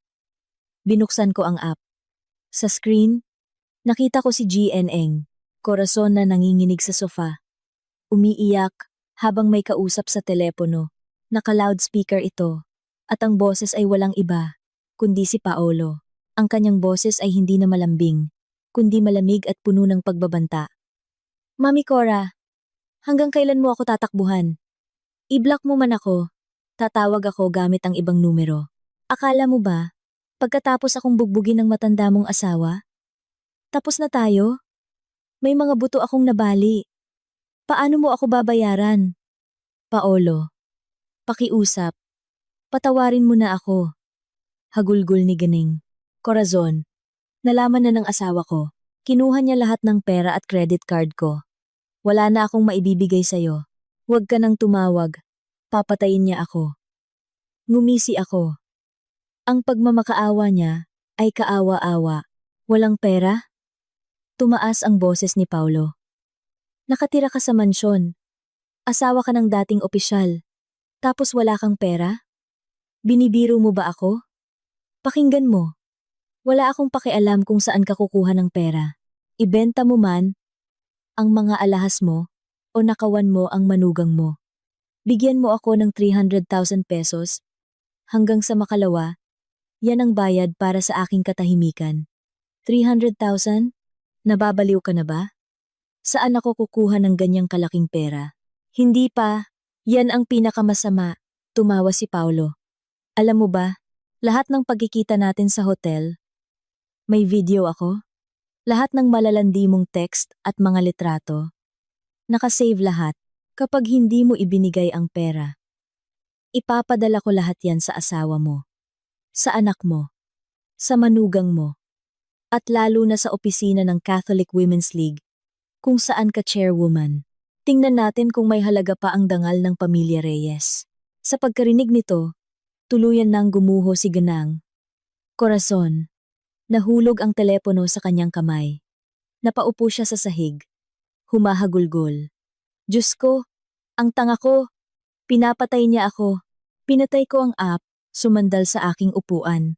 Si Paulo ay isang perpektong instrumento ng tadhana. Hindi lang niya uubusin ang pera ni Ganeng. Corazon, uubusin din niya ang natitirang katinuan at dangal ng pamilyang ito. 300,000. Paano niya makukuha ang perang iyon? Isa lang ang paraan. Ang pinakamarumi at pinakawalang hiya, pagnanakaw. At ang target niya, alam ko, ay ang joint savings account namin ni Luis. Napangiti ako. Susulsulan niya ang kanyang anak, na nakawan ako para pagtakpan ang kanyang kasalanan. Tingnan natin kung mananaig ang pagmamahal ng ina sa anak, o kung ang kaduwagan ni Luis ang siyang magiging dahilan ng pagguho ng lahat. Maghahanda ako ng isang bitag, at hihintayin silang pumasok, tulad ng inaasahan ko. Ang takot na ma-blackmail ay ginawang desperado si Ganeng, Corazon, at ang kanyang target ay walang iba kundi si Luis. Ang kanyang duwag na anak na laging nagtatago sa likod ng salitang pagiging masunurin. Pagkatapos kong marinig ang pag-uusap nila sa kamera, alam kong kikilos agad si Ganang, Corazon. Sabado ng hapon, sinabi ko kay Luis na may meeting ako sa labas ng syudad, at gabi na ako uuwi. Si G. Arturo naman ay may sariling lakad. Ang mansyon ay muling naging entablado para sa kanilang dalawa. Mga 3nen. H. Nakatanggap ako ng alerto mula sa kamera sa library. Nasa isang coffee shop ako malapit sa bahay, kalmadong nanonood sa aking laptop. Sa screen, kinakaladkad ni Gnang. Corazon si Luis papasok sa library at nilock ang pinto. Namumutla siya. Magulo ang buhok at mugto ang mga mata. Pagpasok pa lang, napaupo na siya at humagulgol. Isang kalkuladong pag-iyak. Para makuha ang simpatya ng anak, agad namang lumapit si Luis, nag-aalala. Mommy, anong problema? Pinagalitan ka na naman ba ni Daddy? O inaway ka ni Andrea? Luis, anak, mamamatay na ako. Yung lalaki, si Paulo. Tinatawagan niya ako. Tinatakot. Kung hindi raw ako magbibigay ng 300,000, ikakalat niya lahat ng litrato at video namin. Tini-blackmail niya ako. Natigilan si Luis. Ang pag-amin ng kanyang ina ay isang malamig na sampal. Ang maruming katotohanan na pilit niyang itinatago at isinisisi sa akin ay kinumpirma na mismo ng kanyang ina. Mommy, ano? Litrato? Video? Totoo bang ginawa niyo yon? Bakit, Mommy? Hindi ba sapat ang pag-aalaga sa'yo ni Daddy? Tama pala si Andrea. Ipinahiya niyo ang pamilyang ito. Umatras si Luis, puno ng galit at pagkadismaya. Ngunit si GN. Corazon ay isang magaling na aktres. Mabilis siyang lumipat ng taktika. Lumuhod siya. Yumakap sa binti ni Luis. At humagulgol. Nang mas malakas. Nagkamali ako, anak. Pero ako ang ina mo. Ako ang nagluwal sa'yo. Hahayaan mo ba akong sirain ng demonyong yon? Kapag nalaman ito ng daddy mo, baka mamatay siya sa atake. Ang pamilya natin, mawawasak. Ikaw, bilang engineer, may mukha ka pa bang ihaharap sa mga tao? Ang mga salitang iyon ay tumama sa kahinaan ni Luis. Ang kanyang ego at ang imahe ng pamilya. Mas gugustuhin niyang mabuhay sa isang mabangong basura kaysa linisin ito sa harap ng lahat. Pero, saan ako kukuha ng 300,000? Hawak ni daddy lahat ng pera mo. Ang sahod ko, wala pa. Paano ako makakahanap ng ganyang kalaking pera? Dito na inilabas ni Gning. Corazon ang kanyang tunay na plano. Tumingin siya kay Luis. Ang kanyang mga matay kumislap sa katusuhan. May pera ka, Luis. Yung joint savings account ninyo ng asawa mo. Alam kong may mahigit 2 milyon doon. Ikaw ang asawa niya. May karapatan kang mag-withdraw. Kunin mo lang ang ID mo, pumunta sa bangko, at mag-withdraw ng 300,000. Pagkatapos nito, hahanap ako ng paraan para bayaran ka. Nakaupo ako sa coffee shop. Ang aking mga kamay ay mahigpit na nakahawak sa baso. Ang joint savings account, iyon ay para sa aming magiging anak. Mahigit 18% noon ay galing sa akin. At ngayon, ang aking kagalang-galang na biyenan ay sinusulsulan ang kanyang anak na nakawin iyon para ibayad sa kanyang kalaguyo. Ang kanilang kabastusan ay lumampas na sa lahat ng limitasyon. Si Luis ay nag-alinlangan. Alam niyang pera ko iyon. Hindi pwede, Mommy. Nasa kanya ang passbook. Kapag nalaman niyang kinuha ko ang pera para sa'yo, magwawala yon. Idedemanda niya ako. Diyos ko, Luis, mas takot ka pa sa asawa mo kaysa sa akin? Ang passbook ay nasa loob ng kaha de hierro sa kwarto niyo. Alam ko ang kombinasyon. Kukunin ko para sa'yo. Pumunta ka sa bangko. Sabihin mong nawala ang passbook. At gamitin ang ID mo. Kung magwala man siya. Away mag-asawa lang yan. Pero kapag kumalat ang video, ang buong pamilya ang mamamatay sa hiya. Pakiusap, anak. Iligtas mo ako. Ipinikit ko ang aking mga mata. Malinaw na ang lahat. Isang planadong pagnanakaw. Isinagawa ng mga taong tinatawag kong pamilya. Matagal na nanahimik si Luis. Sa huli, nanaig ang kanyang duwag at makasariling pagkatao. Sige, Mommy. Kunin niyo ang passbook. Pupunta ako sa bangko. Pero ito na ang huling beses. Sa susunod, bahala ka na sa sarili mo. Pinatay ko ang laptop. Wala nang sakit. Tanging malamig na pag-iisip. Luis, akala mo ba ganoon kadaling nakawin ang pera ko? Akala mo ba isa akong tanga? Napangisi ako. Kinuha ko ang telepono at tinawagan si Tito Hilario. Isang magaling na abogado at kaibigan ng aking ama. Tito Hilario, si Andrea po ito. Tulungan niyo po akong maghanda ng kaso at kontakin ang bangko. Kailangan ko pong mag-request ng agarang pag-freeze ng account. Opo, ngayon na po, sinusubukan na nilang nakawin ang pera. Ang laro ng katotohanan at parusa ay ngayon palang magiging marahas. Ang sinumang magtangkang dumungi sa aking pinaghirapan ay magbabayad ng mahal. Ang drama ng pamilya Reyes. Ako mismo ang pupunit nito. Ipinakita ng security camera ang eksena, kung saan palihim na binuksan ni Luis at Nang. Corazon ang aking kahadeyero. Mabilis at sanay sila. Parang mga profesional na magnanakaw. Bago nagmamadaling umalis, Nakaupo ako sa coffee shop. Iniinom ang huling lagok ng tubig. Ramdam ang lamig na gumagapang sa aking mga ugat. Wala ng sakit. Tanging isang matalas na isipan at isang perpektong plano ng pagganti. Hindi ako nataranta. Ang paglalagay ng passbook sa kahadeyero ay bahagi ng aking bitag. Alam kong ugali ni Ganeng, korazon na manghalungkat, at alam kong nakuha na niya ang kombinasyon noon pa. Inilagay ko ang passbook doon bilang pain. Naghihintay na makagat ito ng desperadong hayop. Agad akong tumayo at nagmaneho. Hindi papunta sa bangko, kundi sa opisina ni Attorney Hilario. Si Attorney Hilario ay isang kagalang-galang na abogado. Kaibigan ng aking ama na turing sa akin ay parang sariling anak.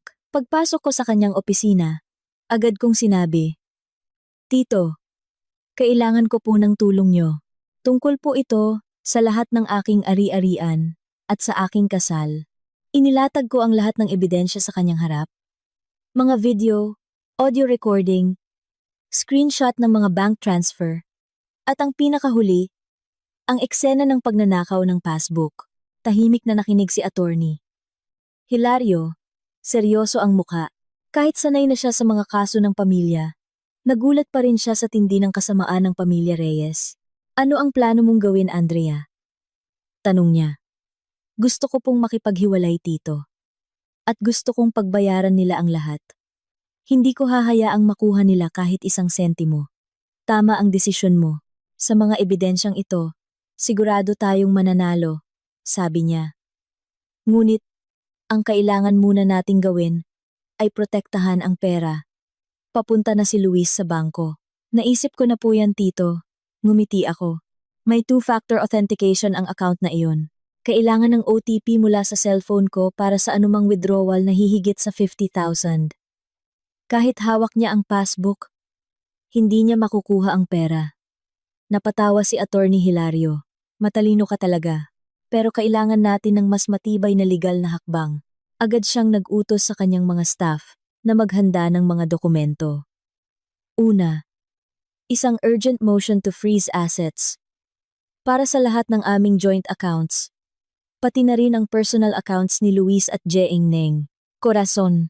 Pangalawa, nagpadala kami ng isang kinatawan sa isang notaryo para gawing opisyal na ebidensya ang lahat ng aking digital files.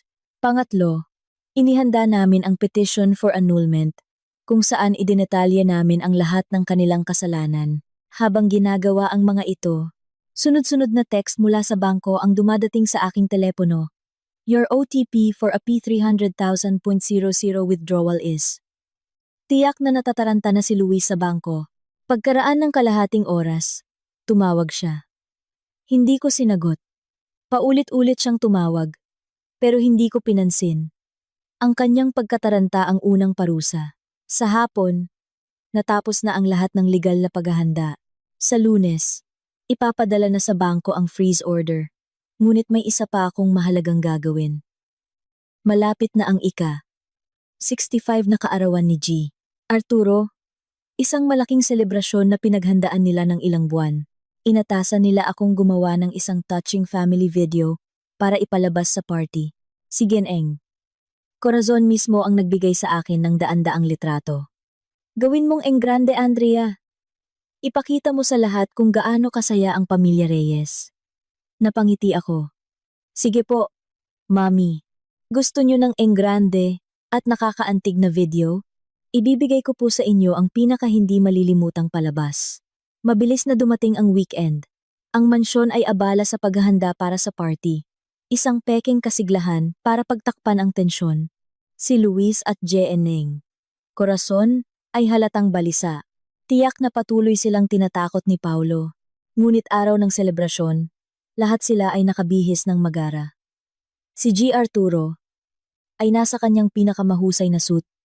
Si Ganeng, Corazon ay nakasuot ng isang mamahaling bestida, at si Luis ay pilit na ngumingiti. Ako naman ay nagsuot ng isang simpleng eleganting damit. Ginagampanan ang papel ng isang mabuting manugang.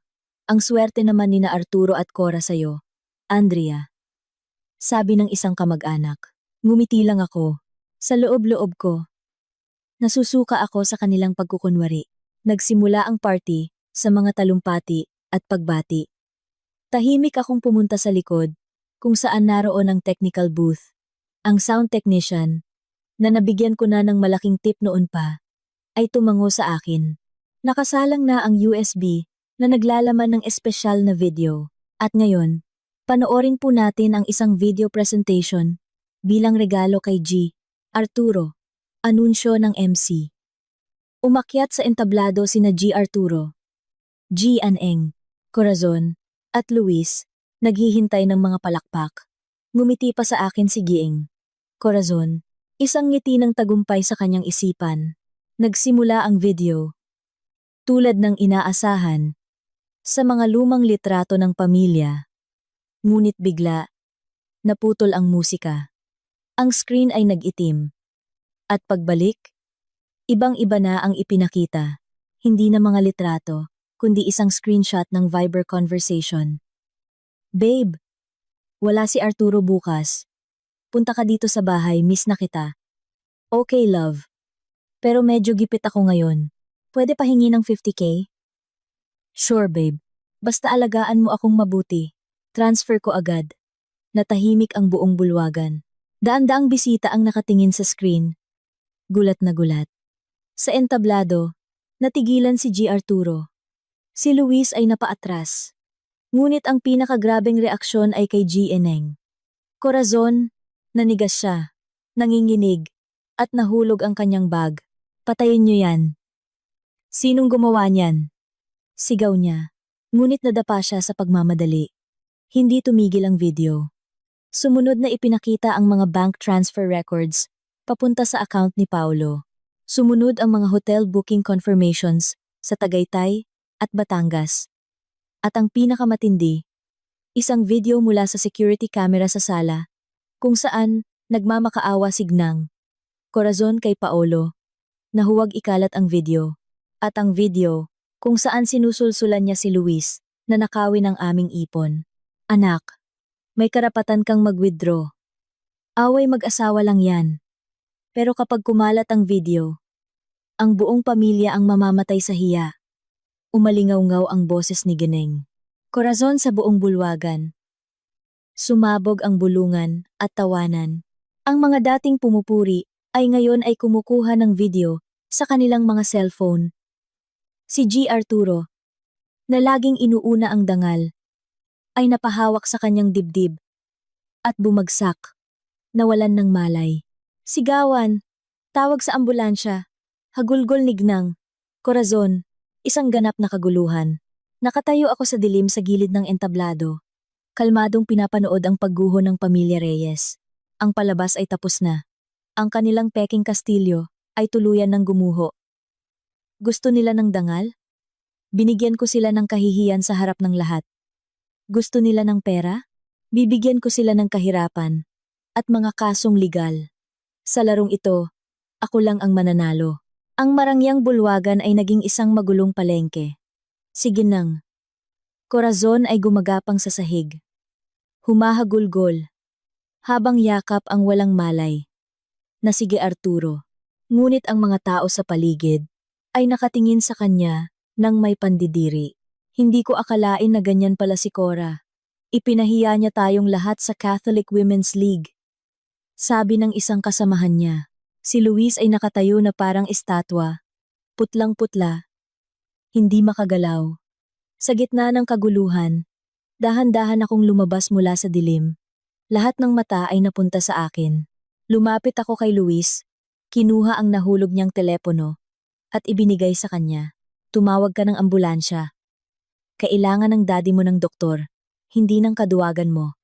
Tumingin sa akin si Ganing. Corazon ng may matinding galit. Sumugod siya para saktan ako. Hayop ka! Sinira mo ang pamilya ko. Papatayin kita! Tinabig ko lang siya ng bahagya. At bumagsak siya. Hindi ko kayo sinisiraan, Ganang. Corazon, inilalabas ko lang ang katotohanan. Sabi ko sa malakas at malinaw na boses. Lahat ng ebidensya. Totoo, kayo ang sumira sa sarili ninyo. Humarap ako sa mga bisita. Ito po ang disenteng pamilya na hinahangaan ninyo. Isang biyana na nagnanakaw sa manugang para ibigay sa kalaguyo. Isang asawang duwag na kasabwat sa pagnanakaw. Sabihin niyo sa akin, kung kayo ang nasa lugar ko, mananatili ba kayo sa ganitong impyerno? Tumango ang mga tao. Sumasang-ayon. Ang tingin nila kay GNeng. Corazon at Luis ay puno na ng pandidiri. Dumating ang ambulansya at isinakay si G. Arturo. Habang paalis na sila, tinawag ko si Luis. Luis! Bukas, matatanggap mo ang demanda para sa annulment. Huwag kang magtago, wala ka ng tatakbuhan. Natigilan siya, puno ng takot. Alam niyang talo na siya. Humarap ako sa mga natitirang bisita. Paumanhin po sa abala. Bayad na po ang lahat. Magpatuloy po kayo sa pagkain. Tumalikod ako at taas noong lumakad palabas. Ang mga yabag ko ay hindi na mabibigat, kundi mga yabag ng kalayaan. Paglabas, tinawagan ko si attorney. Hilario, Tito, tapos na po ang palabas. Nasa ospital si G. Arturo. Nasira na ang dangal nila. Magaling Andrea. Sabi niya. Naka-freeze na ang mga account. Sa Lunes, isasampa na natin ang kaso. Salamat po, Tito. Mas, pero hindi pa po tapos. Iwi-withdraw ko po ang lahat ng investment ko sa kumpanya ni Luis. Gusto kong maranasan nilang mawalan ng lahat. Sang-ayon ako. Sabi ni attorney. Hilario, gagawin natin yan. Ibinaba ko ang tawag, sumandal sa upuan, at nakaramdam ng kakaibang kapayapaan. Ang bagyo na aking nilikha ay aanurin ang lahat ng kasinungalingan at dumi sa kanilang buhay. Lunes ng umaga, pumasok si Luis sa aking opisina. Mukhang gusgusin at desperado. Kasama niya ang isang abogado. Hindi ako tumayo. Kalmado akong nakaupo. Kasama si attorney Hilario. Andrea, anong kalokohan ito? Sigaw niya. Nasa ospital si Daddy, si Mami ay hindi makabangon. At tinatawag mo ako dito? Nandito tayo para ayusin ang gulong ginawa ninyo, sagot ko. Attorney. Hilario. Pakisumulan. Inilatag ni attorney. Hilario. Ang mga dokumento, ang petition for annulment, at ang financial report ng kumpanya ni Luis. Ano? Annulment? Sigaw ni Luis. Hindi mo makukuha ang kumpanya. Pag-aari natin yan. Luis, akala mo ba sa'yo ang kumpanyang yan? Sabi ko. Ipinakita ni attorney. Hilario ang mga dokumento. Isang investment na 33 milyong piso mula sa aking personal na pera bago kami ikasal. Na bumubuo sa 75% ng kumpanya. Lahat ng malalaking proyekto ay dahil sa aking mga koneksyon. Wala ang pera ko. Wala ang mga koneksyon ko. Pulubi ka na sana ngayon. Nada ABSen. At ngayon, iwi-withdraw ko na ang lahat ng investment ko. Ang kumpanya mo, sa oras na ito, ay isang bangkay na lubog sa utang. Hindi mo pwedeng gawin yan. Malulugi ang kumpanya. Tingin mo ba hindi ako malupit noong plinano ninyong nakawin ang 300,000 mula sa ipon para sa magiging anak natin? Tumingin si Luis sa mga dokumento. Nanginginig. Ang kanyang abogado ay hindi makapagsalita. Pumirma ka sa annulment papers at umalis nang walang dala. Sabi ko, kung hindi, idedemanda kita ng estafa. Ikaw ang pumili. Nanginginig na pinirmahan ni Luis ang mga dokumento. Ang kanyang pirma ay simbolo ng kanyang pagkatalo. Magsisisi ka, Andrea. Sabi niya, bago umalis. Hindi ka patatawarin ng pamilya ko. Ngumiti lang ako. Hihintayin ko. Paalam. Dati kong asawa. Umalis siya. Parang isang kaluluwang ligaw. Huminga ako ng malalim. Nakaramdam ng ganap na kalayaan. Ang unang laban ay tapos na. Alam kong lalaban pa sila. Ngunit handa na ako. Minamahal na mga tagapakinig. Kapag nagsara ang isang pinto ng kasal, madalas ay may mga sugat na naiiwan. Para sa akin, ang araw na iyon ay hindi kalungkutan, kundi muling pagsilang. Natutunan ko na walang sino man ang makakasakit sa iyo kung hindi mo sila papayagan. Ang bulag na pagtitiis ay hindi kaligtasan. Bagkus, ay pampalaki lamang sa kasakiman ng iba. Ang insidenteng iyon sa aparador na Nara ay gumising sa akin sa katotohanan. Salamat sa kanila. dahil ang kanilang kalupitan ang nagpalabas sa natutulog na leyon sa aking kalooban. Ang aral na gusto kong ibahagi, lalo na sa mga kababaihan, ay huwag kailanman isuko ang inyong kalayaan para sa pekeng kapayapaan. Ang perang pinaghirapan ninyo ang inyong boses at kalasag. Ang batas ay hindi malayo. Ito ang espada ng hustisya. Ang pagiging mabuti ay hindi nangangahulugang pagiging mahina. Ngayon, habang nakatayo ako sa aking sariling penthouse, tanaw ang mga ilaw ng syudad, ramdam ko ang tunay na kapayapaan. Ang kapayapaang ito ay hindi ibinibigay. Ito ay ipinaglalaban. Ang nakaraan ay tapos na, at ang hinaharap ay maliwanag. Bawat isa sa atin ang direktor ng ating buhay. Huwag hayaang iba ang sumulat ng inyong malungkot na kwento. Kung binigyan ka ng buhay ng isang mapait na sitrus, gamitin mo ang iyong talino para gawin itong isang matamis na inumin. Sana ay may napulot kayong aral sa aking kwento. Maraming salamat sa inyong pakikinig. Nawa ay manatili kayong matatag sa harap ng anumang unos at laging magkaroon ng sarili ninyong piraso ng kapayapaan. Paalam, at hanggang sa muli.